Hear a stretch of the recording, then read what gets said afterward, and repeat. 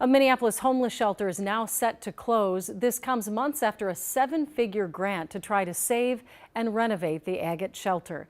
That split city leaders. Joe McCoy has a look at why the shelter made that decision.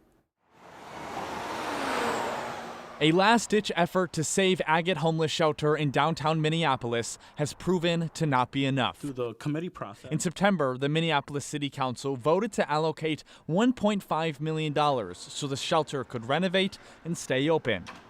But this week, according to the Minnesota Star Tribune, Agate's board of directors voted not to renovate because construction costs were much higher than expected. 137 beds. That is a big impact on homelessness in the city of Minneapolis. City Council member Jason Chavez says Agate is not the only shelter in Minneapolis facing financial challenges. I want the public to know that the city council is taking this issue very seriously, and our number one priority on top of community safety issues is addressing homelessness. When voted on, this $1.5 million grant was met with pushback from Mayor Frey and a few council members, including Michael Rainville, who felt the decision was rushed and lacked proper vetting. It was an emotional process, not a logical process, not a data-driven process, and it wasn't within our budgetary constraints. It wasn't done the proper way.